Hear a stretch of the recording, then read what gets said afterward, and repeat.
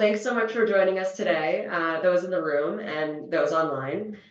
Just to kick us off, I want to make a quick introduction to Lindsay, who has stepped in to join us again around the community side of things. She's been a really great resource, not just for us, but also in the community and ecosystem here in Colorado. So feel free just to say hello quickly. Thank you. Hi, everyone.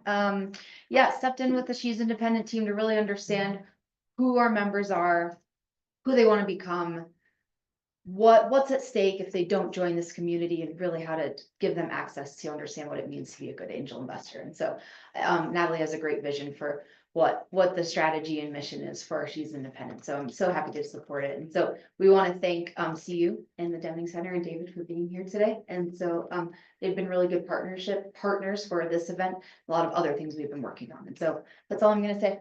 Perfect. Thanks so much. Totally. And we'll have David, I guess, tap in to come over here, but quickly, Ariane, why don't you give a wave? This is our COO in the room. And then we also have Rachel Mehta somewhere on the Zoom. She is our VP of deal sourcing, and they both actually stepped into partner roles. So they're part of what allow us to operate as we do, along with Dr. Edong, SE at Gibson ICU, and some other folks. So just quickly, a note on She's Independent. We are a member-led angel investment group. We really lean into women and diverse owned. We also do a lot around education, mentorship, recognizing the gaps that exist.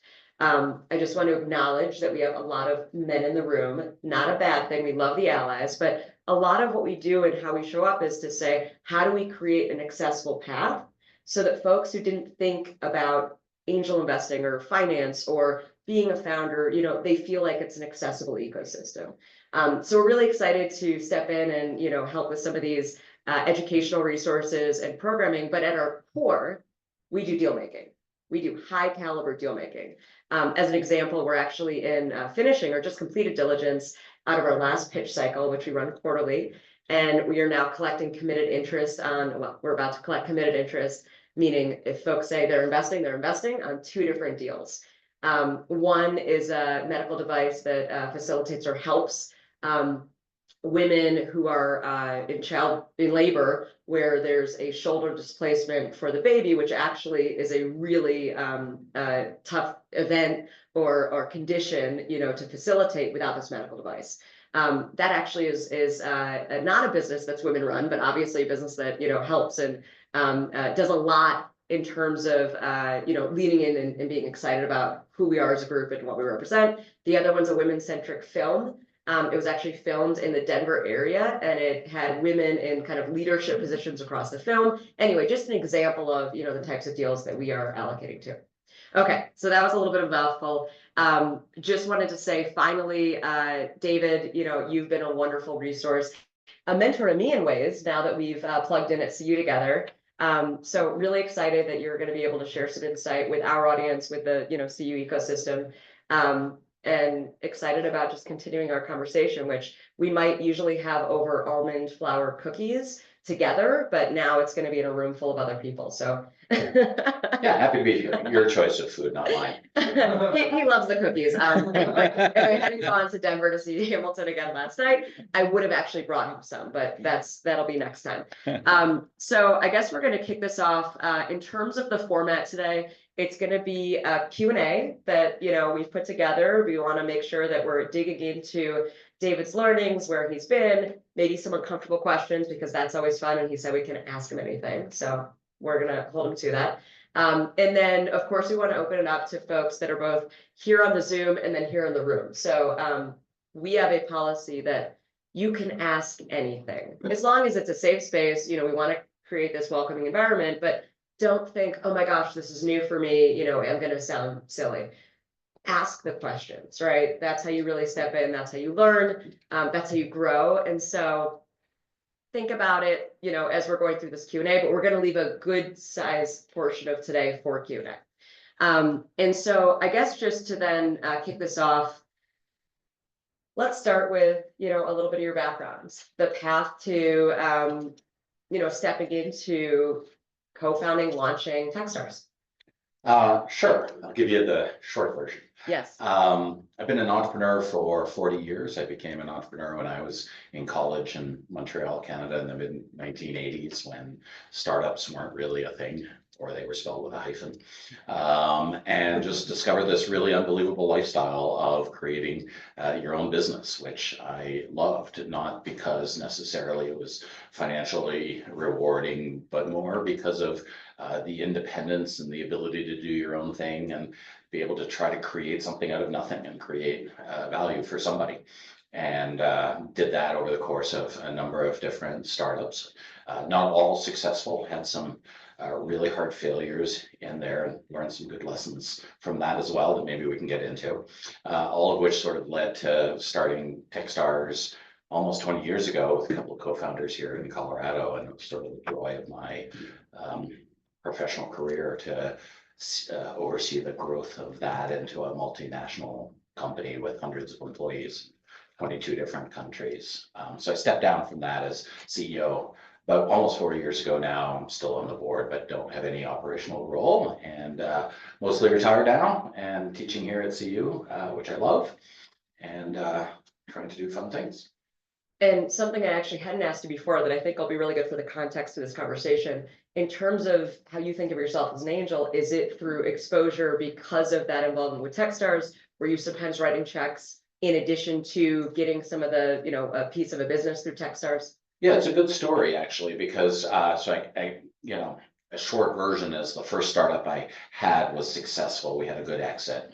I thought I knew what it was like to be an entrepreneur and to be a successful startup CEO. And then the second startup failed miserably. And I had invested my own money from the exit in the first. It wasn't life-changing money, like I never had to work again kind of thing, but it was enough that I wanted to take some of the money and do something other than maybe put it into a mutual fund. And so, company number two, well, lost all that money, but then started angel investing and joined an angel group in Denver. Angel groups back then, this is the early 2000s, 2005 maybe, weren't as sophisticated as they are now. They charged entrepreneurs, for instance, to pitch. And my co-founder David Brown and I, we were part of this angel group, and we loved angel investing and we loved the entrepreneurs, and we didn't know what we were doing, but we hated sort of the experience that the group put the entrepreneurs through.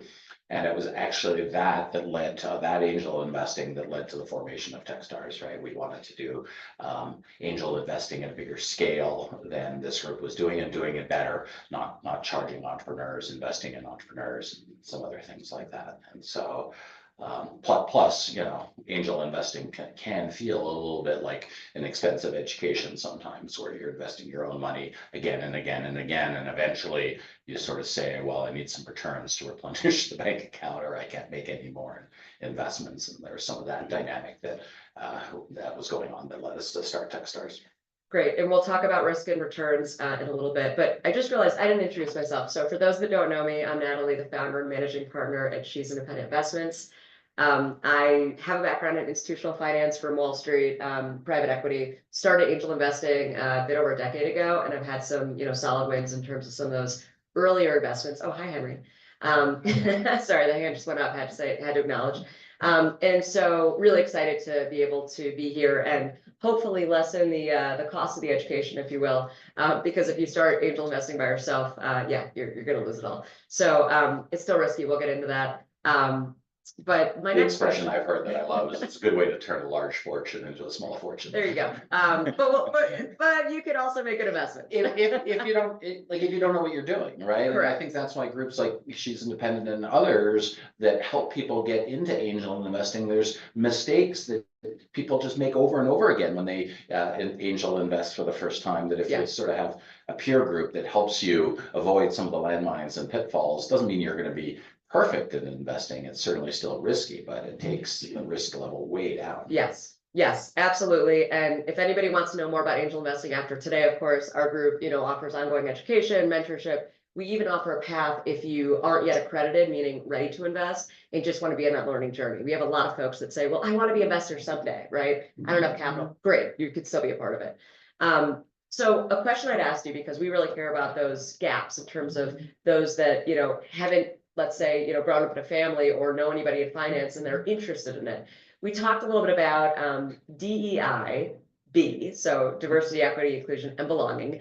And how with Techstars, right, recognizing what the leadership team looked like, you didn't necessarily see good diversity or representation in terms of the founders coming through. And recognizing you wanted to address that, can you share a little bit about that story? Yeah, I mean, so Techstars was founded in 2007 by 4 white guys, and in an era where, you know, Me Too hadn't yet happened, and we didn't think much about it. And I'm embarrassed to say, if I look back at some of the early pictures or some of the early materials from those days, it had a little too much of a tech bro, startup, white male culture to it. And the problem with these kind of things, it's not that we thought in those terms, it sort of accidentally happened to us because of who we were. But the problem that happens when you sort of get set up that way is it sort of takes hold, and it takes deliberate effort to begin to think about how to diversify everything about an organization. And Techstars was much bigger, I don't know, maybe a couple of hundred employees when we really began to sort of try to change the makeup of not just who we were in terms of an organization, but the founders that we funded. And ultimately, you'd mentioned to me, because we chatted again over those almond cookies that were amazing, Just Be Kitchen shout out. He's joking, okay, just to be clear. But you know, we talked about it, and you basically said hiring some really strong, diverse folks that were in managing partner or managing director roles. You know, basically that was the thing that really changed it. And so I just want to acknowledge, right, like that's a really important piece. Yeah, Who's in leadership? There were 2 specific stories that I remember that really changed the game. One was around gender, one was around race, right? And so gender, we sort of tackled first. That's a story in itself, which was, I think, a mistake, right? But we tackled that first. And what we did was we had a very sort of thoughtful person who was overseeing hiring the managing directors for the West Coast of the United States, who just, you know, went around to all the investor friends that he knew and said, we're looking for a managing director to run Los Angeles. It's sort of a flagship city. It's going to be an important role. Do you know any really great female investors? And he did it just as a way, not to say I'm going to hire a woman specifically, but just to make sure that the applicant pool was full of both men and women, and then, you know, pick the best person. And it turned out that we wound up hiring and being recommended to, and then hiring Anna Barber as a result of that. And she led Techstars LA for a long time and has gone on to be a partner in the investment firm M13 in Los Angeles, and is just an unbelievable human being, and really helped us attract more female founders, think about the organization differently in terms of, you know, how we acted internally to provide an inclusive environment, not just for men, but for women as well. Can't say we were perfect, right? And still can't say that we are. We made a lot of mistakes along the way, but just changing that one question, having Cody ask that one question, really did help move the needle for us. Yeah, I mean, I think leadership, you know, the folks that you're putting, not just on the executive team, but in the boardroom, like all these things are really influential ultimately in terms of the culture of the org and, you know, who you're going to attract. And so I'll just make I'll give an example, which is if you're an investment group, right, and you only have white men in leadership, and you're like, oh yeah, we care about diversity, we care about women, but it's a checkbox in any organization, right? Like that doesn't change the game. It's who's in those really influential roles, who is really creating the culture, and that's a lot of times happening right top down. So just in terms of thinking about, you know, who's in those roles, and not just thinking about gender, but also thinking about diversity. Yeah, and so, you know, we also discovered, right, in addition to having almost all male founders, we had almost all white founders. And fell early on, right, fell into the trap. We looked at the pool, right, the pool just didn't seem to be there, you know, how come? And what changed was when we hired a Black managing director, specifically in Chicago, but at the same time, we did one in Baltimore and Atlanta at the same time, all 3 of them. And what we discovered was that there were pools of amazing Black entrepreneurs that just never thought to apply to Techstars, right? We weren't for them because we projected the white dude Yeah, and so atmosphere, and it changed the game. Yeah, right? Didn't And change that's, it that enough. was 3 out of Yeah. 40 or am I? Yeah, 3 at that time. Well, 3 out of 40 worldwide, but 3. Sure, out but of- my point being, Yeah. 3, and all of a sudden, you have a completely different, deal flow and, just the way 100%. that you show up. And So- you go to Chicago and you realize, wow, well, these are amazing Amazing, entrepreneurs yeah. creating great businesses, right? Meaning That you- have just you start unfortunately been somewhere. overlooked. You start somewhere and you have to be intentional about it. Yes. Okay, so what kind of advice would you share with founders out there, or maybe future investors, women, diverse folks, where, they didn't feel like this was an accessible path in terms of, is it how they're showing up? Is it confidence? Is it, the way somebody pitches? And I realize this is kind of a big question, but, think about somebody that receives pushback. So I'll give you the example around gender, which is a lot of times women are judged because if they say something, it's, looked at negatively, where if a man says it, it's like, oh, he's taking risks, but oh, that woman, I don't necessarily trust that, or I think she needs, maybe this isn't for me because I'm looking at the negative side of risk.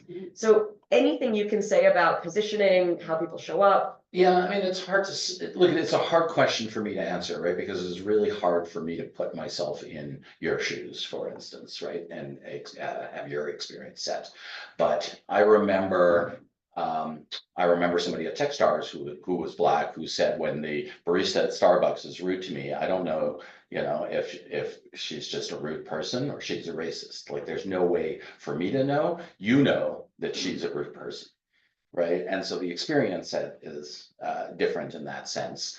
All I can say is, like, I think there are jerks out there, right? And if you're a woman or an underrepresented group pitching, there is somebody that's going to judge you for who you are in a way that they shouldn't.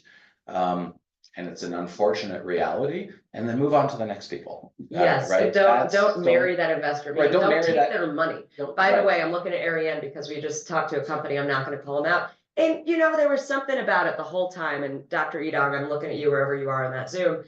It just didn't feel right. And a lot of the companies that, we even get into diligence with, or even to our pitch day, it's like, you have to be on the same wavelength, right? They have to understand we are a women first group. This is how we show up. These are our values. And we usually figure that out, pretty early on. But listen, when we say no, and we say that's not aligned, I feel great about it every time. And I'm sure, you can wave your hand also in the chat if you're in the group and you know what I'm talking about. But, making sure that if you do take money or you're trying to raise capital, right? Like, you don't want to do it from somebody who, well, maybe you don't want an asshole, but you definitely don't want a racist, right? So I think just being aware of, like, you're learning about these people. It's not just about getting money in the bank. It's who is going to support you and who wants you to win as a business, who is going to actually support you, not who's going to, take advantage and, you're going to shut off the lights because you couldn't get it to $1 billion. And that matters a lot in all contexts, right? Because the average investor relationship is 10 years, right? They're going to invest in your company until they see an exit. You're going to be working with them for a long, long time. The average marriage in the US is 7 years. So you should put as much or more effort into making sure that the person that you're going to have a relationship with from an investment experiences, put as much effort into that as you do choosing a spouse. And I think if you think of it that way, you'll make more intelligent decisions. But I also just started the Martha Stewart documentary, which is great, by the way. And it sounds like marriage is for her like a year. But anyway, so maybe the marriage analogy is not a good one. So let's touch on, I think there's a lot of grit and resilience if you come from a background where you don't look like people who've done it before, right? So let's just say adversity, presents areas for growth and resilience. But, and we talked about this, what if somebody has so much resilience, but they really can't raise and they keep trying and they keep trying? So I guess this is a question around, when do you also think maybe it's time to walk away or pivot or do something else? And by the way, not everyone's a founder, and that's okay. That business may not be fundable, and that's okay. Yeah, I mean, I think that's the hard part, right? Because most startups most entrepreneurs have to talk to, I think the stat is an average of 47. You get 47 no's before you get a yes. And so how do you know when you just have to keep plowing ahead and wait for that yes? And how do you know when it's time to pivot or change. And, the answer to that question is really hard. It comes from inside your heart and your soul, right? When you believe that you're onto something great because you can see it in customers, you can see it in the joy that they have in using your product, but you haven't been yet able to convince investors that that's the future, and that the answers they give you as to why they're not investing don't resonate with you as true. Then I would say it's time to keep going, right? But if you keep hearing over and over again, it's not working, and you wake up one day, and usually that's, in my experience, that's how it is. You wake up one morning and you've lost faith, right? Suddenly you feel like you've tried everything is a dead end. The universe is telling me this is not a good idea. Then it's time to, hang up the shingle or pivot or do something a little bit different. Yeah, I think listening to that gut instinct, yes, when you lose the faith, you definitely have to make a change. And when companies are going through Techstars, part of that accelerator is introductions or, kind of this pitch day where you get to meet or be in touch with a bunch of investors. So out of that experience, are you finding some of the companies maybe don't have success through that, or your ecosystem is kind of so great that typically companies that go through Techstars, I mean, they're able to raise? Yeah, how does that look? The numbers are roughly 80% of the companies are able to raise, 10% don't want to raise, and 10% can't raise. So those are great numbers, right? But that's because we've selected really great companies in the first place and have a contrived environment around a demo day where there's a lot of investors fighting over the 10. I think the reality of a normal entrepreneur starting a business going out there the numbers would be far weaker than that. Yeah, it's think of negative selection. Typically, if you're an angel, right, it's deals that you probably don't want to fund that are coming to knock on your door. And when you get accepted to a program like Techstars and you're in that big ecosystem, you're going to be in a better position basically to raise is what we're saying. Yeah. So let's talk about how entrepreneurship and being a founder has informed your investor mindset. Does it change the way you think about whether it's risk or things you look for? Yeah, so I'm an investor. I'm on a number of different boards.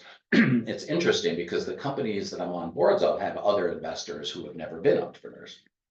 And, I would say there's a whole class of investors, I call them the MBA or spreadsheet investors, right? That look at a business, do some math on how big the market should be, right? Create a model and a spreadsheet of what they think revenues should be, and sort of hold the entrepreneur's feet to the fire to make that happen.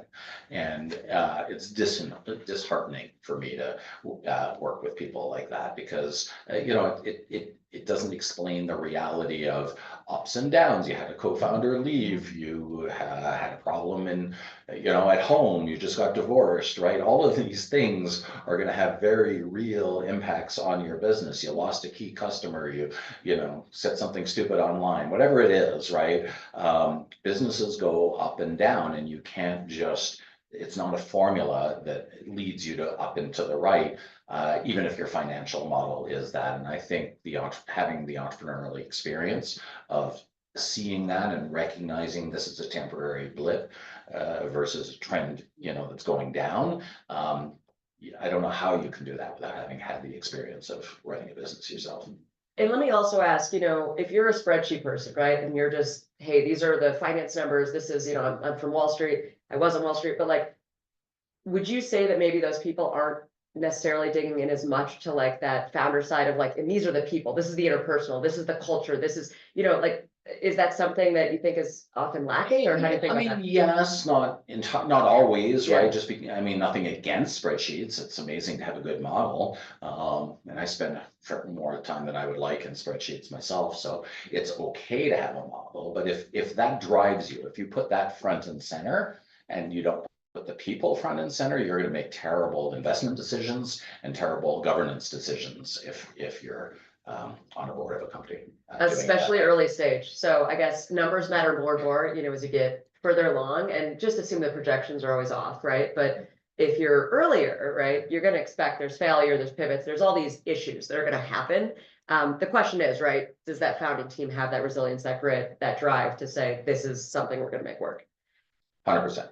Okay, so let's talk about returns, expectations, just learnings, I guess, in funding early stage. Earlier you said something like, the money's basically you're throwing it away if, you're making these investments, if you're doing it, maybe by yourself and you're learning. But, anything you can share about typical, timeline to exit or expectations. And again, Techstars is a different cohort, let's say, of startups, than companies that didn't go through, but anything about your portfolio or how you think about it? Well, so let's talk about it in terms of angel investing, and let me give it in terms of real numbers of how it would work, right? So let's say you become an angel investor and you decide to write $25,000 checks into a few companies, right? Let's say you do it into 10 companies. Whoa, you just spent $250,000 out of your savings account. So I hope you had a really, really big savings account. That is a lot of money, right, to an individual, but it may not be a huge number of investments, right? 10 investments is not a huge set. So what would you expect as a return from 10 investments? Well, if you're a really, really good angel investor, you know what you're doing, and you're not just like randomly writing checks at people that come across your desk. If you're really, really good, the numbers say that you'll, out of those 10 investments, one will be a really, really great return, like really, really great. One or two will be so-so, and by so-so, I mean, you might get your $25,000 back, but nothing more, maybe a little less. And the other 7 will be 0, right? That's the really good investors, right? And so the one that was the home run out of 10 pays for, right? So the 250,000 might turn into, I'll use the Techstars numbers there because it is angel investing at scale. The 250,000 would turn into 4.4x, so $1.4 million in total, $1.2 million in total. So it's a great return. Hey, I invested 250,000, I got $1.2 million back. That sounds really great. We wouldn't want to do that as long as you have $250,000 to begin with. But when you made 10 investments, what if you didn't find the one? What if that one, you made a mistake, right? And that one was a 0 instead. Now, instead of 250,000, you got 225s back. So you invested 250,000, you got 50,000 back, right? You lost $200,000. And that's how it works. And how many years, right? How many years? Yeah, 7 do to you 10 have? years. 7 to 10. And so there's the risk element, there's the, you're locked up. And that's why, by the way, here in the States, right, the SEC, the Securities and Exchange Commission says you need to, meet one of these, or at least one of these requirements to be able to allocate to this really risky asset class. But you're absolutely right, which is, there's the one, hopefully, or maybe multiple, but the one that's going to kind of carry that portfolio. And so, and just to go deeper on that, when you make those 10 investments, you don't know which one is going to be the one, right? You think each of them might be the one, right? But the odds just say that you're going to be wrong 9 times out of 10.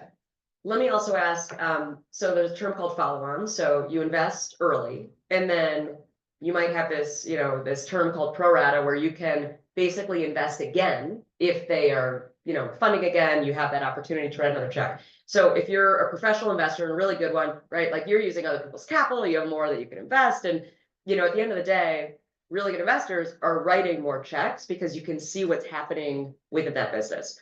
I will be upfront to say, we are lighter on follow-on right now because we are investing our own money and like recognizing that, money in the first earlier check means more and is, a better valuation, let's say, than the later ones. We might not do those follow-ons. How do you think about writing additional checks if you're seeing execution? Is that part of your strategy?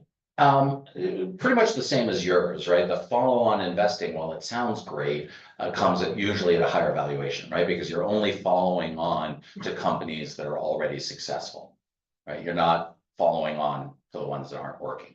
Or probably shouldn't be following on to the ones that aren't working. Yeah. And so if you're following on to the successful ones, now the same amount of money, and let's say you decide to put another $25,000 in, it's going to get you half or a tenth as many shares, right, as that original investment. So is it really worth it? Because it could still be a 0, right? Yeah. And so it becomes really expensive to put enough money, to invest enough money into those follow-ons to be able to get enough shares for it to be worth it. you're better off taking the money and Right. finding a new company. Basically understanding terms of the investment, they really do matter. And you might know, oh, wow, this company got acquired. That doesn't mean anyone got paid out, right? Investors could have gotten, nail, people that had equity early on at the company could have gotten nailed. I mean, just because a company gets, some M&A transaction, like that doesn't mean that it's like a payout. So recognizing, valuations really do come into play with all this.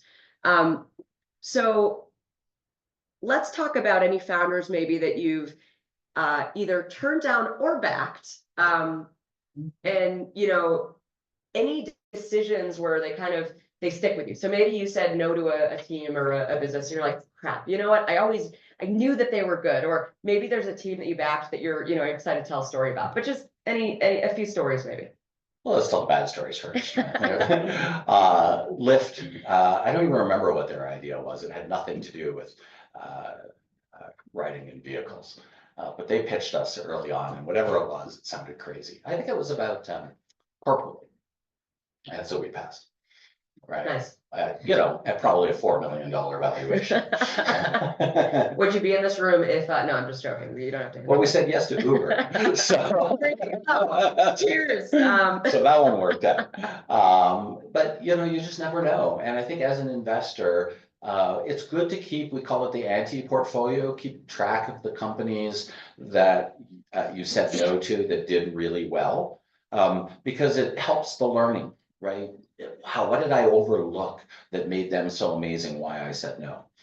But you can't be depressed about it, because as an investor, you can't say, I'm going to invest in every good deal, right? You're going to say no to some companies that were successful, just like you're going to say yes to some companies that weren't. It's just part of the game. Yeah, and I just pointed at Arian, our COO, because I think she and also Rachel at one point were like, yeah, we got to track this stuff. And I'm like, all right, we can only track so much. But no, I think the name of the game is, how are you learning and how are you getting better?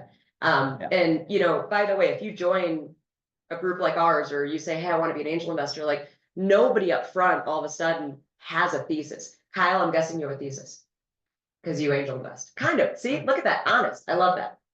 Henry, do you have a thesis? Where are you? But oh, he's outside. It's okay. But the point is, right, it can take years and years and a lot of failures and, successes or whatever you want to call it to really develop that. Okay, this is how I think. And this is, something I have conviction in. And by the way, the risk is never null. Like you're never going to be at a point with like 100% confidence it's going to work, because there are, there's factors of luck. Like you just never know what's going to happen in the market. You never really know.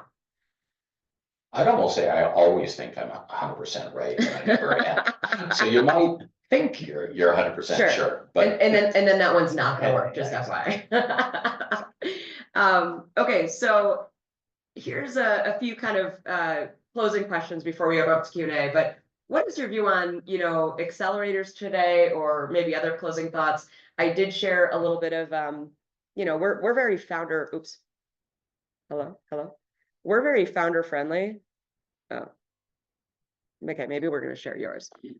We're very founder friendly in terms of, and investor friendly in terms of how we operate. But, some of the accelerators out there, it's, hey, let's take a bunch of money. Let's take a bunch of equity, not necessarily turning around a lot of value. Do you have any thoughts in terms of there are a good number of accelerators now, even though y'all were the first, which is huge?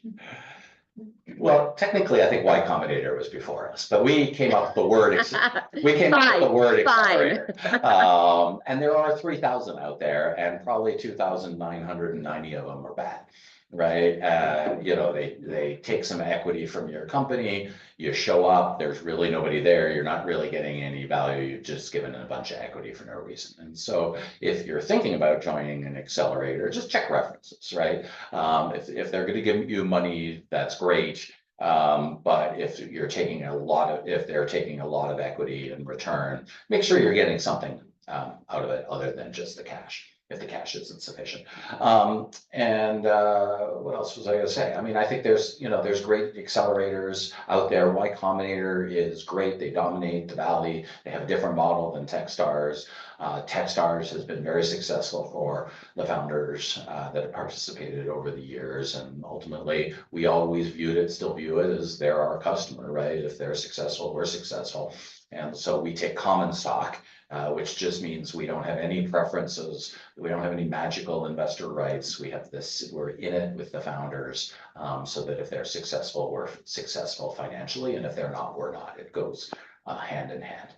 Techstars back in Boulder, you may have read some news a little while back that things were happening, but there have been some shifts at Techstars, and we're actively working at opening up an accelerator, hopefully by the summer, this coming summer. Great. I just want to call out quickly, some accelerators, you might have just mentioned a name a minute ago, aren't necessarily as supportive of, diverse founders. And I just think it's important to both think of, whether it's referrals, you really do your digging before you enter, whether it's taking a check, entering an accelerator. If you are, let's just say, maybe a diverse woman and you've heard that an accelerator doesn't necessarily support that. I'm not talking about Techstars. That's not necessarily an environment that you want to go through. So just being aware also of what the accelerators bring. So that's what we had prepared. We want to have time for Q&A. David has graciously offered that you can reach out directly. David, what is your email? You can email me. You don't have to say that hesitatingly. I'm dbrown@colorado.edu. Wonderful. David Brown. Thank you so much. I mean, this was such a pleasure. I want to say that, we run regular events. Office hours is a great place to kind of drop in if you want to know a little bit more about how our investment group operates. We're going to be hosting another fireside chat format with one of the Foundry partners, Seth Levine, I think January 29th, also in partnership with Deming, which is really exciting. But yeah, please be in touch. Let us know if you have questions or feedback. But with that, we're going to open the floor up for Q&A. So if you're in the room, if you're on the Zoom, we're going to be monitoring. And actually, can I have you type in your email just in the chat since somebody's asking right there? But do we have any questions? Kyle. Yes, thoughts on venture studio models and how they differ from a traditional accelerator or incubator? Great question. So thoughts on venture studio models and how they differ from a traditional accelerator. Yeah, so venture studios are great. Techstars tried to run one and we failed, but that doesn't mean that they're bad. It just means that we made the classic startup mistake of thinking that because we knew how to do one thing well, we could do something adjacent really well as well. Venture studios are more about taking great people and pairing them with great ideas and trying to launch them versus an accelerator, which is more about investing in people who already have an idea and are already up and running. So sounds very similar, but it's a great way. There's lots of really great entrepreneurs out there that have execution ability, but don't have the idea of what their next thing will be, and to marry that up with others that have ideas but don't know how to turn them into reality is a really, really great model. There's some great venture studios that have been very successful. High Alpha comes to mind. Yeah. Hi, I'm Yarrow, founder of 500 Experiences. Question is, you get an average deal on your desk. Numbers looks okay, everything's fine. What are some red flags or green flags that you see in the company or look for? So to me, it's always about the people, right? The numbers almost don't matter because, as Natalie was saying, the only thing I know about your financial projections is they're wrong, right? They might be too high, they might be too low, it might be more over here, more over there, but I guarantee you those numbers are all made up in the early stage. At Techstars, we always said that the 6 criteria to being accepted is team, market progress, idea. The idea being that the team matters so much that it's worthy of the top 3 slots in selection. And so what do I mean by that, right? I mean, how many founders are there? It matters, right? There's no absolutes in investing. So solo founders can be successful, but your odds are better if you have 2 or 3. How well do you know each other? How well do you communicate? You have a division of responsibility. Usually there's one that's the hustle, one that's the muscle, right? A technical person and a salesperson, for instance. And sort of delving into that, to me, at the early stage is what makes 100% the difference between the successful companies and the non-successful companies. Team market is next, right? Could this be big? If you're only going to sell 3 of your things maximum ever, unless you're selling them for $1 billion each, it's probably not going to be a big difference. Yeah. something I didn't ask and I just want to bring up quickly is, the pitch, right? We have this antiquated, or let's say this process that has now become everybody does it. But if you think about how we created this, right? It was for a system where it was, let's just say, white men pitching white men. So is there ever a world, you think, or, some kind of scenario where we tweak the way that, I don't know, the funding process works, or the pitching process, even accelerators? Like, do you think that there's ever kind of a reinvention to say, you know what, we're going to use some element of, I don't know, AI, or, some data-driven approach where I don't know, whether it democratizes or removes some level of bias, and that might not be possible, right? I'm just curious if you thought that. I mean, we've experimented with it, and I think it is possible to, Techstars, for instance, gets 35,000 applications a year, right? So 35,000 pitches, and I would say it's more than pitches because you have to go through the full application process. Could you take that 35,000 and weed out the bottom 80% using AI? I think you can. Right, but then I think there's a human element that comes into play where it's just really, really hard to do it. It would be great to remove bias, and you certainly can use tools that do that in terms of words used, etc. But in the end, if your top criteria is team, you're going to need to beat people, and I don't know how you remove human bias. Completely agree. Yeah. It's like team, people, and AI. It's like there's something that you can't. Yeah, you can't really. We know team's so important, right, for early stage, and so Yeah. there's only so much you can do that's kind of data driven, because you do need to see the people at their core. Yeah. 100%. Eric. So now that you've been teaching for a few years, David, my question is around what can universities around the world do better to prepare founders to go change the world? Can you repeat the question too? Repeat the question. What can universities do better to prepare founders to go change the world? You can start sooner, I think, right? I talk to so many students that discover entrepreneurship in their senior year. Now, maybe that's because I'm teaching seniors. But that say, man, I didn't know all these resources in this university were available to me when I was a freshman and a sophomore, and I see a couple of nodding students here in the room. So I think that's a general sentiment, right? That if the academic environment is going to really help entrepreneurs, we have 4 years to do it. Let's use the first 3 more effectively.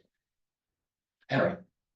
So following up on that thought, what do you think about pushing certain entrepreneurship models or frameworks into high school, number one? And then number two, even K through 8, from how you think about the world, entrepreneurship, leadership, the whole ecosystem. I think so. I'll repeat the question.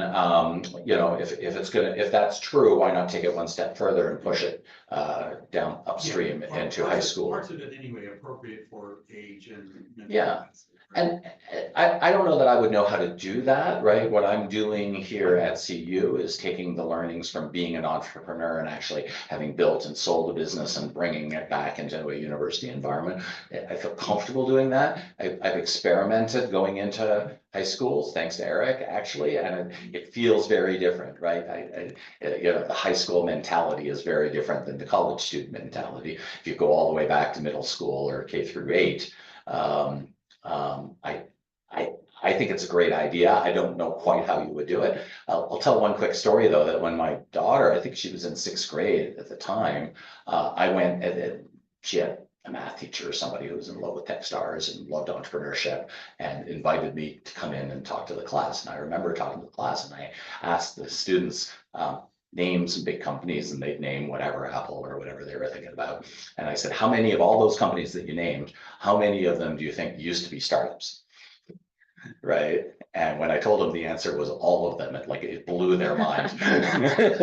Right. And so there are things, right, that you could start early on that will see the idea of entrepreneurship throughout their schooling, and then maybe get into start forming businesses, maybe in high school, but certainly in college. Yeah.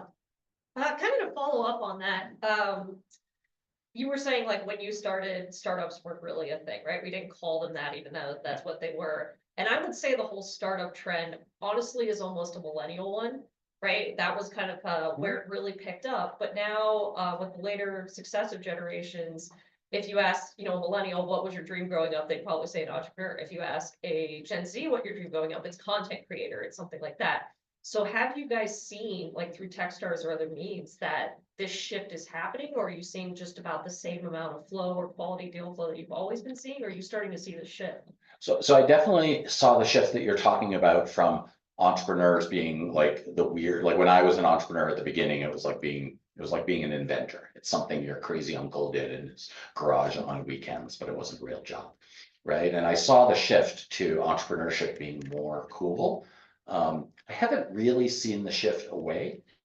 I know what you're talking about. Everybody wants to be an influencer and a content creator. But is that a shift, or is that a phase that you go through and then eventually you want to create a business? I feel like there's as many aspiring entrepreneurs as there ever was. I haven't seen that decrease. When you used your investment return example, you used a number of $25,000. And I know that's easy math. However, given She's Independent's mission and the drive for founders to raise capital and raise money, both from institutional VC and angels, do you have some words of encouragement for people in the room and those on Zoom that don't have $25,000? And I know that $500 is impactful in some ways, and so I would just love to hear your thoughts. Yeah, it was really a number that I threw out. Sure. It really depends on the business. In fact, it could be much larger. If you're in biotech or pharma or something, you probably need millions of dollars, right? There's no chance that you're going to get average angel investors like us to invest. But there are a lot of businesses that $500 can make a meaningful difference in them. And so don't take my numbers as anything other than math example. Oh, can I? Yeah.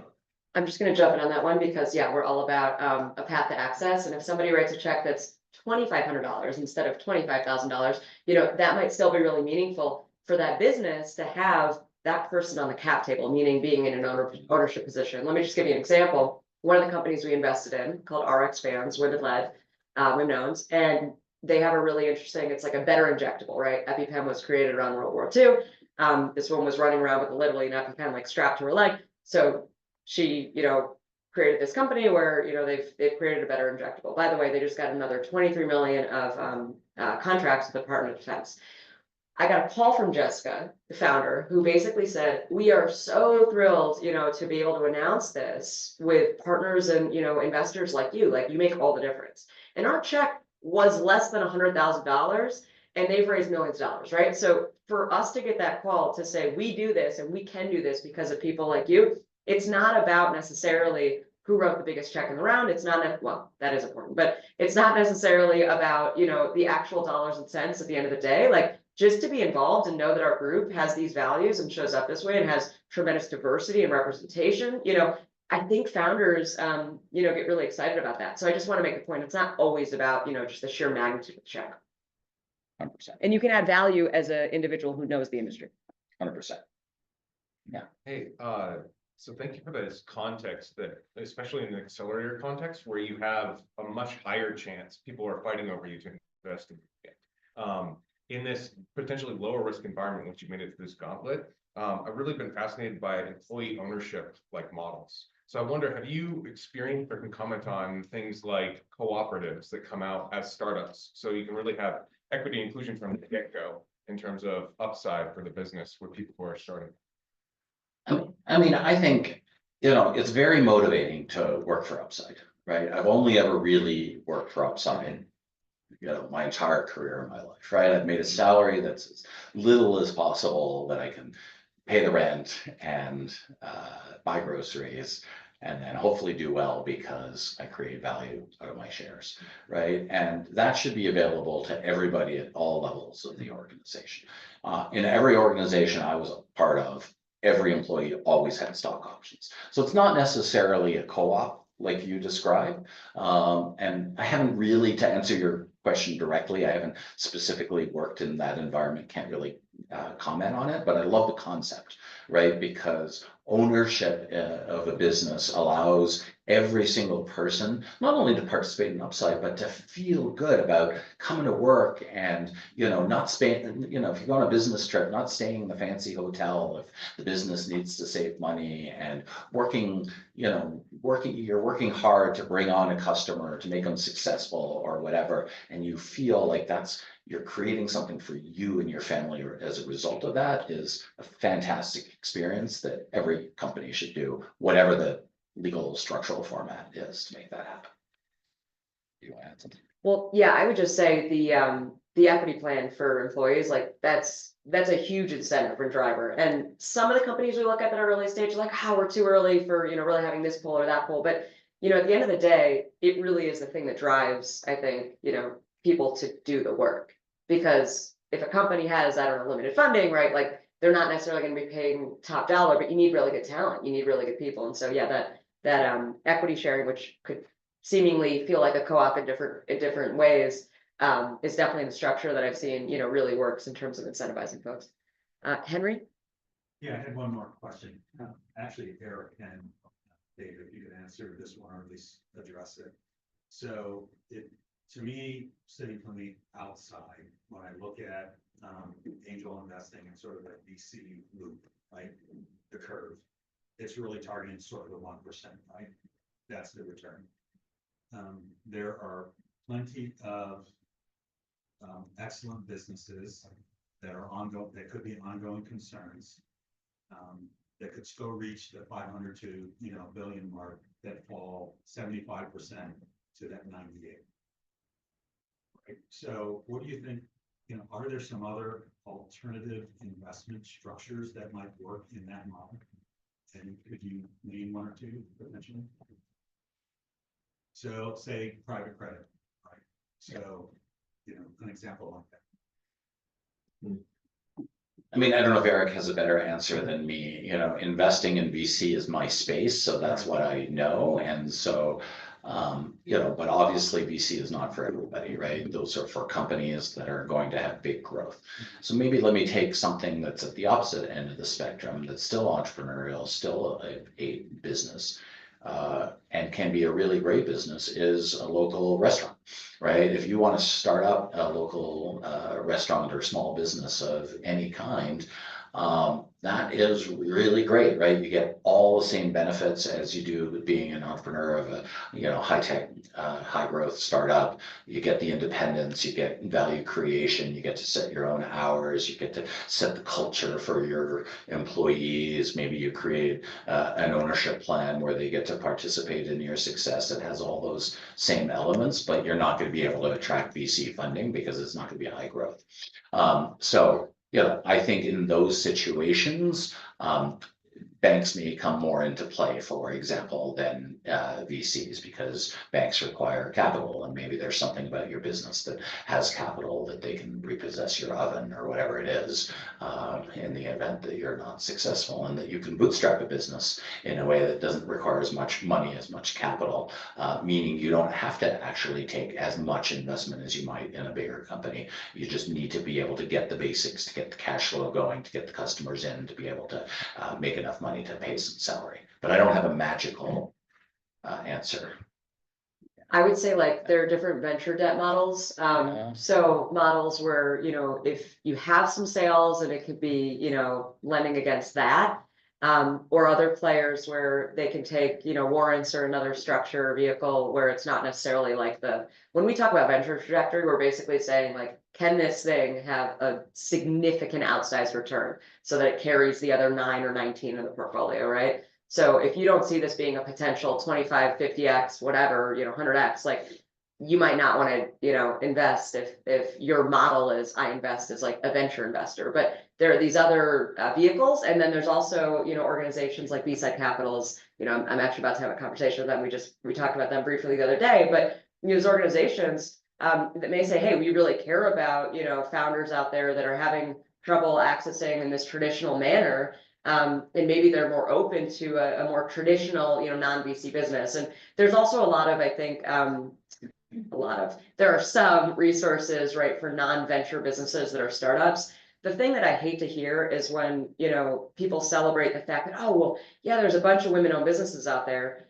Yeah, but do you know how hard it is for them to get, the traditional funding or the lending? So I do think there's something structurally in the system that needs to change, whether it's bias, whether it's people need to, we need to change the roles of who is making these decisions at the banks.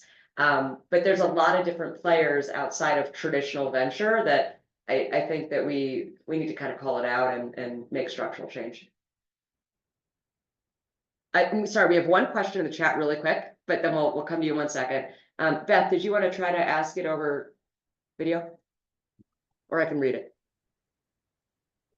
Hey, can you hear me okay? I can hear you. Oh, wait, hold on. Okay, try that again. Okay. Hi, I'm calling in from Cambridge, Massachusetts, and my question is actually around some advice you might have for angel investors. So, She's Independent's doing a great job of bringing deals to the group to look at. So imagine an angel's part of this group now has a portfolio of companies that they've invested in. What's your advice for helping that angel build relationships with more professional institutional investors upstream so that they can actually advocate for their portfolio as they raise their next round? So seed rounds, Series A, that sort of thing. So the question is, for angels that made some angel investments, what can they do to expand their network to meet upstream investors, institutional investors and the like, for the benefit of their portfolio? Did I get that right, Beth? Yes. And I would say start with the companies, that you've invested in. Maybe there are other investors on their cap table that are institutionals or are affiliated with institutionals, and get to know them because you already have common interest. Now, you're not going to convince them to invest in your company because they already have, right? But maybe through building that relationship, you get to know them, and maybe they become interested in a different angel investment that you've already invested in. Or they could introduce you to some of their peers if you sort of nurture that individual relationship. And I think this goes to sort of general networking advice, which is expand your network by finding like-minded people that you get along with well personally, and spend time having a cup of coffee, having a Zoom call, getting to know them, pretend you like almond cookies, whatever you have to do, right, to really get to know somebody and forge a personal connection.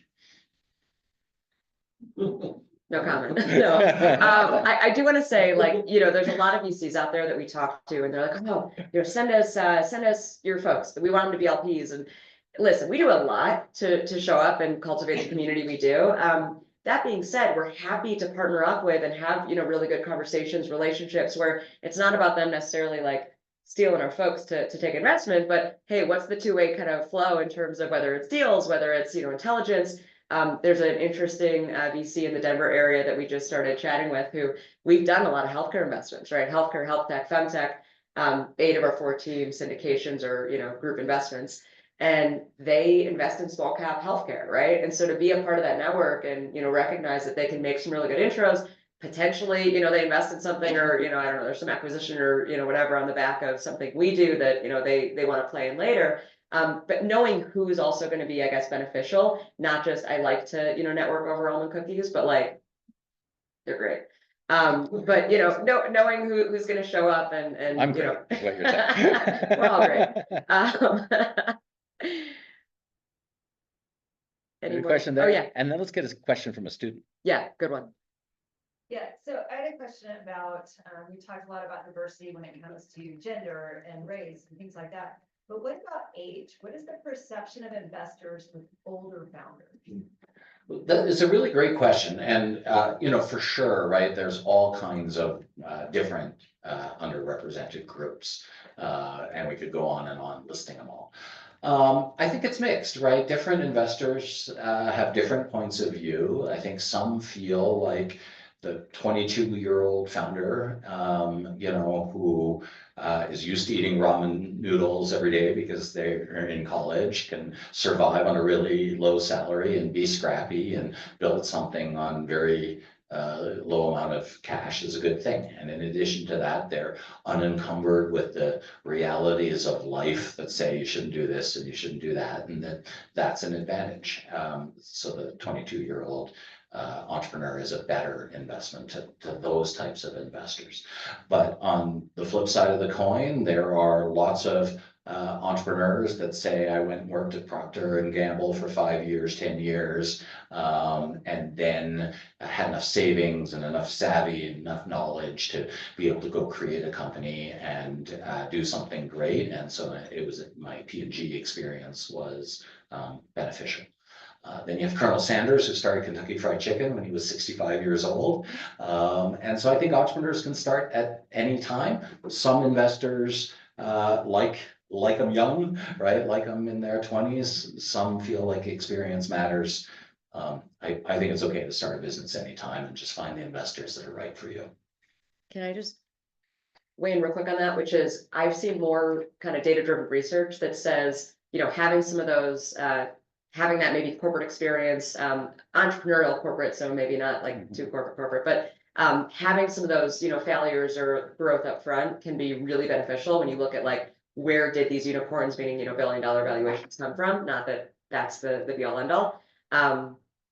But yeah, I think right out of school, and this is something I will say, I know we have students in this room, you're always going to have failures. And I think it's really interesting to see, and much better to invest in folks, or to me, it's de-risking it to say they've had failures and they've learned, or they've had, exits that were okay and they learned. I don't need like a super successful exit, but having experience and lived experience that you're learning from, to me, like that's huge. So this is a really good example, right? Natalie and I are both investors. She's advocating for the experience, right? My personal view is, if I heard you worked at Procter and Gamble for 5 years, I want to throw up in my mouth a little bit before investing in you. Right? I'm not saying Procter. I'm saying maybe a consultant, or, Oh, God, worse. That's worse. I'm sorry, but thinking about the data-driven who builds unicorns, there are some interesting stats. And here's what I'm trying to illustrate, right? Just find her. Don't find me in this scenario, right? I like, right, the young, wild-eyed, unencumbered entrepreneurs. I like that, but how young are we talking? So again, it's a debate. Okay. Yeah, I mean, and I don't think there's a wrong answer. I think there are great entrepreneurs, like I said, that, are started in their 40s for the first time, started at 65, had a lemonade stand at 6, so that like they were born into it. That they exist across the spectrum, and different investors have different points of view on which ones are more likely to be successful. Should we go to a student? Oh, a student question, yeah. I mean, I didn't see a student. There we go. Yes, Ryan. Have you guys ever been working on one of these entrepreneur projects really late at night, and you're banging your head against the wall, it's not going right, and you think, I should have done a corporate job. Should have done that. Never once. Not once, ever. Has anybody in this room felt that way? And like, if you have. So wait, real quick, can you repeat the question just so that? So the question is, for anybody who's been in the room, who's been an entrepreneur, have you ever sort of faced with all the difficulties of, working in a startup and all the challenges, said, I'm gonna cash it in. I'm gonna go find a high-paying corporate job. I'm gonna wear a suit. I'm gonna work in a cubicle. I'm gonna have a boss who's a jerk. I don't think he said He didn't say all that. He didn't say all that. That's what I heard. Has anybody ever wanted to do that? And hold on, some hands went up. So to raise the hands, we Henry saw behind the raised hands. his hand. To finish the question, what do you do in that situation? How have you gone through it? It's not for me. I could share. Sure. Yeah. Having been an entrepreneur and having worked in, I would not be who you would invest in, I would be who you would invest in. I'm in. Basically, but after being in the apparel industry and outdoor forever and seeing that they weren't building for plus size athletes, that's what I launched into. But I needed it for all the experience. That's how I got my terms. Like all of these things were relationship that made it successful. But you've seen the same thing, I'm sure, which is the life cycle of an entrepreneur. And it's like all over the place from start to finish. You have your low points and you think, God, was I, this is the dumbest idea ever. But you realize there's a light at the end of the tunnel and you do everything that Dave just said. You remind yourself, not in a cubicle, I don't answer to the man, I like all of the advantages that you're still getting there. And then all the consumer feedback of your customers just kind of uplift and remind you I'm doing the right thing. They're happy that I'm here, like keep going. But I think it's different for every company. It really depends on where you're at, what your thing is, if it's successful, if you spoke about it earlier, like, do you still have the faith? Or Do you have the you lost conviction? it? Yeah. Like, if it's not. Do you have the there, fire? Right, like, if you Yeah. completely lost it, then it's like, ugh, yeah. Hopefully those on the Zoom could hear some of that, but we had a founder in the room just sharing why she continues. And I see some energy over there, so I respect it. Absolutely. David would be interested, just say, he wouldn't, There's as no long as absolute. he didn't work at Procter and Gamble, we're okay. I'm just kidding. Hope nobody works at Procter. I know, it's okay. I don't think it's either or, because I think that when you work for a larger company, there's some security, you can still do, very innovative work, be part of emerging technologies areas within larger corporations that have a lot more freedom, and you get exposed to things that you might not otherwise. Like one of my opportunities, I was struggling a little bit, wasn't really clear on my startup, ended up going to take another job for strategy, and I got to work with the VA, which honestly, I would never been able to do that, work with Veterans Administration in the capacity that I had that opportunity. So now that I come back out of it, I have all those relationships and all that knowledge that I wouldn't have. Yeah. I would also weigh in, I have dreams about the free stacks back when I was at a data business under Bloomberg. You're right over there. I know, right? But every time I have a conversation around what we do, our business, and we're an investment group, so it's a little bit different, like it re-energizes me, right? And if that stopped happening, obviously I'd have a question or a conversation with our team, but to me, I get reminded basically daily why I do the thing. I guess that was your question, so. Thank you. And we have a question over the chat, so many companies lately claim to have a service or product that is AI powered. What questions come up for you when you see this? Hesitation, interest, skepticism? Yeah, by default, skepticism. AI can be for many startups a buzzword. And so is AI integral to what you do, or are you just doing, something that you would have done a few years ago and slapping AI on the name of the company because you're trying to jump into a hot trend? That's much less interesting. I would also say that if it is AI based, is it truly AI based, or are you just calling ChatGPT and using their API and delivering the result, right? Because there's so many companies that really say they're AI based, but it's just a wrapper on ChatGPT, which means anybody else could do that as well. You haven't really created anything new and meaningful. Having said that, I'm a big fan of AI, right? I think AI is transforming higher education, it's transforming startups, it's transforming the world in many positive ways, hopefully not too many negative ways, and that there's lots of opportunity to use it to do, create really, really fantastic products. And in fact, a student in my class demonstrated to me, created a pitch video for their product to customers, entirely AI generated. It was just unbelievable, with visuals on how the product would be used. Like it was like a professional grade video that you might put on online. And it was using an AI tool that had created this video for him. It's fantastic. Great. I was going to mention the thing about the wrappers as well. And when you really start digging in, a lot of these companies, when you're like, well, what have you built versus what are you telling me that you're going to build? I mean, they might not even have the resource yet that's doing the build. So, there's a lot you could kind of dig back, peel back in terms of the layers.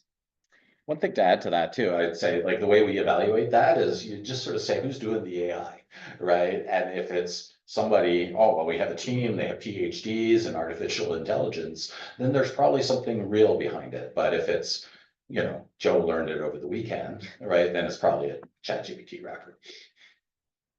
Great. Any more questions? Looks like oh, there we go. Any insights on when a young founder should raise versus bootstrap? The question is when a young founder should raise versus bootstrap. Yeah, so it's so bootstrapping means figuring out a way to do it on your own and not raise any capital. And I'm a big advocate, despite being a venture capitalist, I'm a big advocate of bootstrapping. My first business was 100% bootstrapped. We never took any outside capital. And and we were young founders then, right? And how did we do it? Like, we did all kinds of crazy side jobs. I remember stringing cable for an internal network in a termite and pest control company over the weekend just to make some cash, and I called it, you know, part of the business because I wanted the cash that I made over the weekend to go into the business to fund hiring the developer for doing the thing that you're actually doing, right? Like, that's how we got the company going, and it was scrappy and it was awesome. And when we sold that company, you know, the 3 founders had 100% of the cap table. And so it was really great. So bootstrapping, you know, I would say is great if you can do it, right? And if you can't do it, that's when you need to raise capital. One thing I want to talk about just quickly on this topic, because of the almond cookie conversation, was basically, you know, you can choose to take business to help fund. So whether it's services or something that's a little bit different than like the actual thing that you want to build, to help keep the lights on, but that can also detract from your attention. So I think we talked a little bit about this in terms of, you know, you maybe don't want to be pulled too much to do something that's outside of what you actually want to accomplish. But of course, there's the, if you can't raise, or if you're trying to bootstrap, like there, for example, like you could maybe productize something that you're, you know, building and learning, you know, for a bigger deliverable for one-off client, right? So there are different ways where it can be like bootstrapping, but, you know, still getting funding from somewhere. And it doesn't just have to be from like client sales for your core product up front. Do you guys invest into non-potential unicorn companies? We do. Oh, sorry. No, sorry, please. No, you can go. Yeah, I mean, I think unicorn's a strange term, right? Would you like to have a unicorn? We can have it in the next 2 minutes if you want. We start a company, doesn't matter what it does. I'm going to invest $1 in your company, and you're going to give me 0.00001% of it. Yeah. That company is now That's not real. technically a unicorn. Right. Does that mean anything? Doesn't mean anything, right? It's worthless, right? But that definition of a unicorn is the definition of a unicorn. It's the valuation of your last round of investment. And so, you know, we invest in companies that are building, growing, sustainable businesses that could reach a large market, have lots of customers someday. I don't really think of it in terms of that sort of classic unicorn label. Quickly, I would say, so the question around if we'd invest only in unicorns, we think about it in terms of the multiple expansion. So like, you know, if, or I should say the valuation, you know, potential in terms of when you invest versus, you know, a possible exit. So like if we're investing in some medical device or, you know, healthcare company, the plan might not be for them to, you know, actually, you know, bring the thing to market and, you know, have a bunch of sales, and, you know, it might be to be acquired because FDA approval or something else. So the question is, what's the valuation when you invest? And then where do you see it potentially going? So what I'm trying to say is, right, we're not going to invest in like a 50 million valuation that we see potentially having an exit at 150. But if it's like a 10 million valuation and we see there's, you know, decent potential for like 100, 200 million exit, right? It doesn't have to be $1 billion for it to be interesting. So some early stage investors literally like won't invest in something that's like over 20 million valuation. But my question is, okay, well, not all markets are the same, right? So like that just seems like kind of a silly thing. But again, everybody has their own pieces. Right. Thanks. Eric. So got a random question that just came up. So we just launched this ETA course here for our MBA program, Entrepreneurship for Acquisition. There's the silver tsunami, $83 trillion in value, baby boomers transitioning that, 40 trillion in businesses. Do you see our investment ecosystem supporting this ETA hot thing that's happening where new MBAs are buying kind of baby boomer businesses? Do you see our investment community supporting those purchases? Right now, it's all 99% SBA done or private done. So this is an emerging area for us in general, but I don't know if you have any initial reactions on the investment community supporting this ETA kind of phenomenon. Yeah, I mean, I guess I would say, you know, I've heard of the ETA phenomenon. I've heard of the silver tsunami. It resonates to me as logical, and the hypothesis should be true. I don't know that I have any data or have heard much about it, so I don't know that I know the answer as to whether or not it's viable, other than sort of my own personal feeling that it seems reasonable. I'm a silver tsunami, I'm a baby boomer. So I hate the term. I've seen specific investors, institutional money that's like focused specifically on that. Like, so it's like, we only do, this is silver tsunami, like, investments, right? And so I can't say that's, that's not every investor, right? But there's definitely investors out there, multiple I've seen, where they're like, okay, this is, part of our thesis or our thesis. And is there a kind of consolidation of those investors? Are they forming groups or like selfishly? I've love to seen- Connect students with this group. Yeah, I know of 2 VCs. Okay. And then not necessarily like large funds, but yeah, we can chat. Great, thanks. Eric, I've seen a few out of the coast, Oh, yeah, specifically New York City, and they're focused on this transition. focused on this transition, and included in that transition is more impact investing because of the people that will be doing. future I'd love to learn about that as well. For sure, I happy to share, yeah. And Eric, I had somebody reach out to me just because of that, and they wanted me to take on a couple of those businesses. Oh, really? Yeah, All right. they did a whole analysis with me and my background, the disc and everything. The whole, there's dots are starting to be. Yeah. For sure. Absolutely. Fascinating. All right, go for it. So I was wondering if you could like professionally talk about like the worst like day of your life in the professional realm and then like the best day of your life and then like what you learned in those both of those days. I don't know that I can professionally talk about anything. I mean, the worst day in my professional life. I mean, I think I have to go with shutting down the failed business, right? As the worst day professionally, and selling my first business is the best day. And I'll tell more of the story on the failure because I think I learned more from that. I'd had a successful startup. I'd sold the startup. I went in with the same co-founders. We were arrogant, I would say is the word. We thought we knew how to create great companies. We were sure it was going to be successful. We even took friends and family money, which we hadn't in our first startup because we wanted to make them money. We were like so certain that was going to happen. We challenged ourselves. It was like the second business had to be the opposite of the first to make it more difficult, right? The first business was B2B, so we did B2C. The first business was enterprise, back-end server stuff. The second business was mobile. It was like we literally designed the business to be challenging so that it might not succeed, and it failed miserably, and it completely shook my understanding of who I was, right? I thought I was a serial entrepreneur. I thought I knew what I was doing. I thought I was good at it. And then I had to rethink everything and figure out what was next. And I would say that it made me much more humble.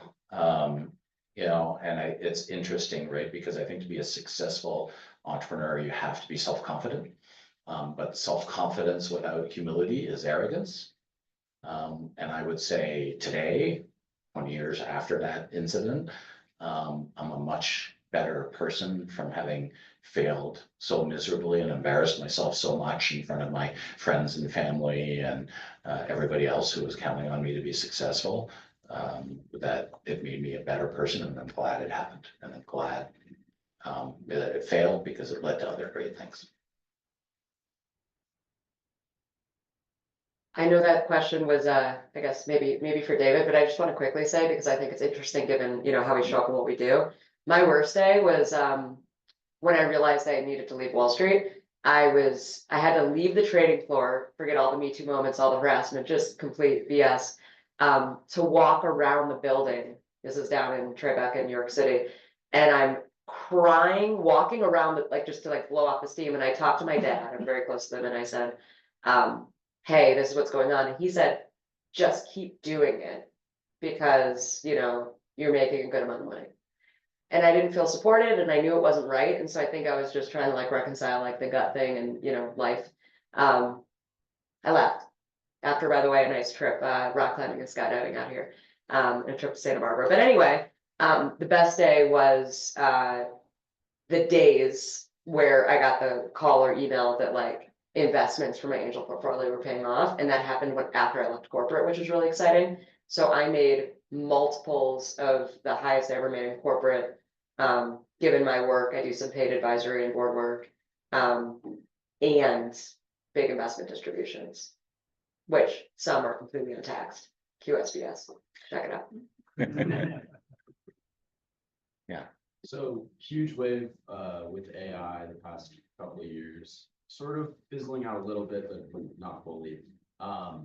Curious if there's any insights on next waves, next big tailwind. I'm not good at predicting the future like that. You know, what I'd say is I've seen so many waves of different things. I mean, it's just been you know, it's always something. ICOs are gonna be the next big thing. SPACs are gonna be the next big thing. Autonomous driving is gonna be the next big thing. Chatbots, machine learning, whatever. There've been so many of them that have been like the silly bands that you probably wore as a kid, right? They last for a year and then nobody has them anymore.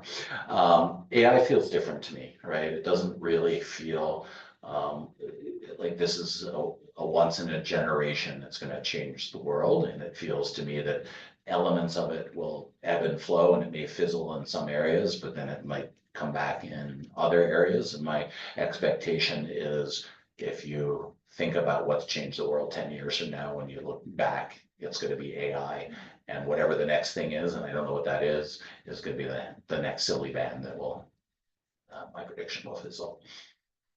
And I would just add, I think something really interesting is like knowing when a trend is taking off and working. So like robotics in healthcare, for example, is something that, you know, you're seeing people care about. And I'm not saying like that is the thing, but recognizing what can work today. The thing that kills me about AI, and I agree, it's like, you know, it is the future. How many times, you know, you're in a room or you're hearing from bright people, or maybe not so bright people, but you know, it's like, well, how are you using it, right? And it's like crickets. It's like, oh, we're going to do all these things, but it's like, well, really, you know, how are you implementing it today, and not tomorrow, and not when you hire the people that can do the thing. So I think it's, for a lot of organizations, like further out than, I don't know, they think. And there was a question back there. Yeah, so on positive experiences, I know you both share, but what kind of frameworks do you use to understand the founder, and specifically the founder market fit? So I think of it as how, and I spoke about this earlier briefly, right? I think of it as how many founders are there? And if there's just one, how's that gonna work? And then assuming there's more than one, how do they have complementary skill sets? And then assuming they do, how well do they get along? And I'll tell a quick story on how well do they get along. The way I usually test for that is I would say, you know, Natalie and Joe, her co-founder, are sitting here in front of me. I'd say, Natalie, tell me something about Joe that you don't like. And the answer is usually telling, right? Because if Natalie squirms and looks at Joe and says, you know, I don't want to say in front of him, that's not a pair of founders that communicate very well. But if Natalie says, Joe's always late for meetings, it drives me crazy, but he knows that, ha, and they laugh, right? Then they probably get along really well. And so the story I wanted to tell was a quick story from Techstars, from an early company that was successful, became a unicorn, became $1 billion company. And they were two founders, brothers, and during the interview, they got into a fight. And when I say fight, I don't mean an argument, like a rolling on the ground wrestling match, because they disagreed on the answer to a question that we were asking them. And so the question is, would you take a company like that would you invest in a company like that? And Nicole Glaros, who was running the Boulder program at the time, was a fantastic human being and a great investor, said anybody that's so passionate about the business that they're willing to roll on the ground and have a wrestling match over it is going to overcome any hurdle. We invested, and they became A friendly wrestling match. No, not friendly. Okay. Not friendly. They in fact, Was it like who wins? This is the argument. no, they were just arguing, and it got physical.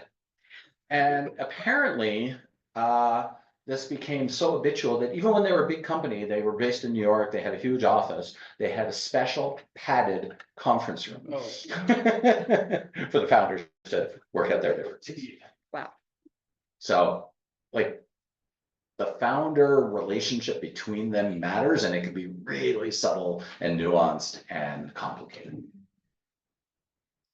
What a response. Oh, I was gonna say to that point, a big reason that you see companies fail, you know, one of the biggest ones is founder kind of breakups, and I've experienced, it's not fun. So I know that's something definitely to dig into, but yeah, I love that question of, you know, how asking, you know, in that kind of awkward manner, right? How do these people communicate? And yeah. I know, by the way, we're up to kind of time. Any maybe final question, any final remarks? Maybe we got one more question. So how do you know for sure when you have a product market? How do you know for sure when you have product market fit? And you never know for sure, but I think the way to you likely have product market fit is when you feel pull. Right? If you're pushing, if I can say my product's great, and if you just give me 5 minutes with Natalie, I can sell her on it, that's not product market fit. It's when Natalie is calling me and the phones are ringing, the email, you know, the waiting list is off the charts of people saying, when can I get this? I need this. I've heard about this. When you feel the market coming to you, you have product market fit. If you are still in a mode where you have to pitch to the market, you may not have product market fit yet. I might say, I love that. But does the market know you? So maybe some of your customers, sure. You know, meaning like there's gonna be a curve of diffusion of like, how do people? It doesn't have to be all of them. It doesn't have to be the whole world is already at your doorstep because you don't have a go-to-market strategy yet. Nobody's heard of you. But for the few that are adjacent to the ones that you have, right? You sold to customer X and their neighbor customer Y says, I saw what they have. Can I have it too? Yep. Like that's pull. Yep. And it doesn't take thousands of them, but when you feel that pull, you know you're onto something. Great. Well, I know we're up to time, so we're gonna say thank you so much for those that joined online, for those in the room, to Deming again.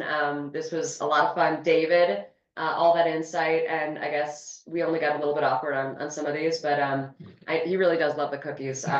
It's unbelievable. Gluten-free, taste-free. Gluten-free, dairy-free can be delicious, okay? It can be delicious. Anyway, don't worry about it. Thank you again. If you have, you know, further questions for David or myself, you know, be in touch. I'm reachable at Natalie at she'sindependent.com. Of course, you were signed up for this, so you can, you know, check out our event calendar and join for some other things coming up. We actually have an office hours happening this week, and we do those regularly. So feel free to drop in if you have questions about the investment group. But thanks again, everyone. Thanks for having us.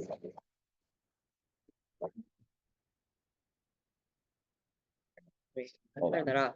Nice. David. Yes. Yes, of course. Hey, I'm Yara. Nice to meet you. All right. I really wanted to help. Hey.